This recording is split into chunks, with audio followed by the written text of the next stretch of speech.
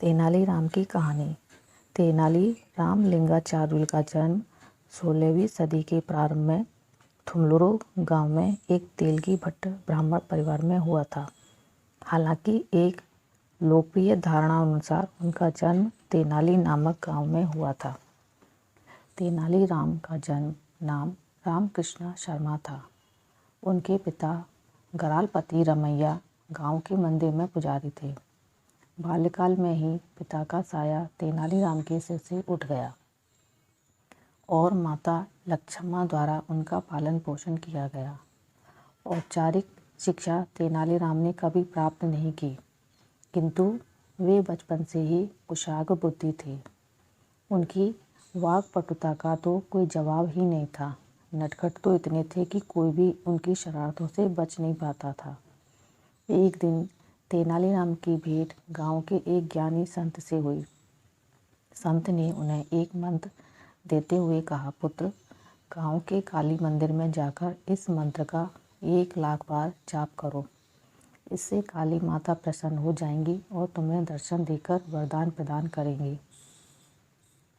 तेनालीराम तुरंत काली मंदिर गए और वहां संत द्वारा दिए गए मंत्र का जाप करने लगे।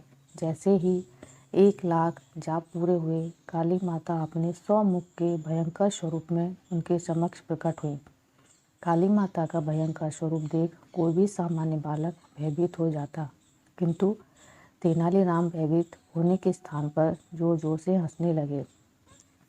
जब काली माता ने हंसने का कारण पूछा तो वे बोले, माता, मेरी तो मात्र एक ही नाक है। जब मुझे जुकाम हो जाता है तो मैं तो परेशान हो जाता हूँ।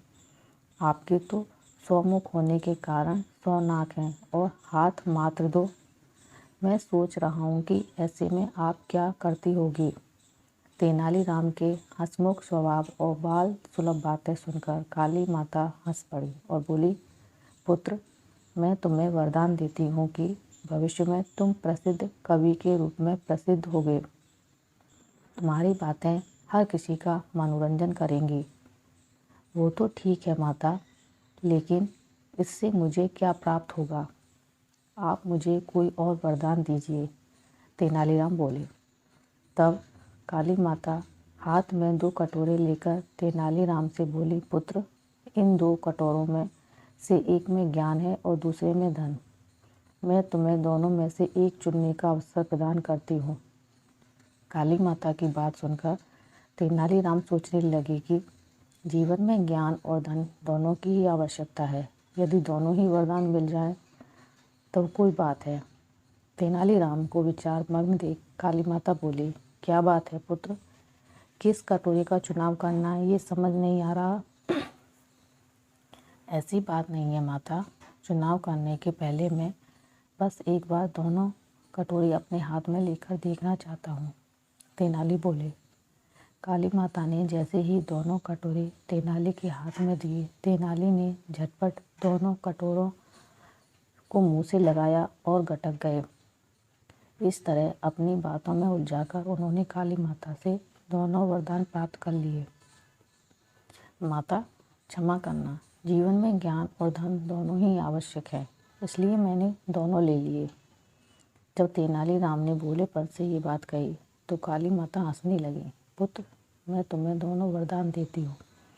जीवन में तुम कई सफलताएं प्राप्त करोगे, किंतु ध्यान रहे कि तुम्हारे मित्र तो होंगे ही, शत्रु भी कम ना होंगे, इसलिए होशियार रहना। इतना कहकर काली माता अंतर्ध्यान हो गईं। आगे चलकर तेनालीराम विजयनगर के राजा कृष्णदेव राय के प्रिय मंत्री बने। उन्हें लोगों का बहुत स्नेह प्राप्त हुआ और धन संपदा की भी कमी ना हुई, किंतु उनके जीवन में शत्रु भी बहुत रहे जो उनके विरुद्ध षड्यंत्र रचते रहे। तेनालीराम भी अपनी चतुराई से सदा उन्हें मात देते रहे। तो आपको मेरी आज की कहानी कैसी लगी मुझे कमेंट करके ज़रूर बताइएगा। अगर आपको ये वीडियो अच्छी लगी है तो इसे लाइक करें, ज़्यादा से ज़्यादा शेयर करें और नए हैं मेरे चैनल पर तो सब्सक्राइब करना ना भूलें। मिलते हैं एक नई कहानी के साथ, तब तक के लिए नमस्कार।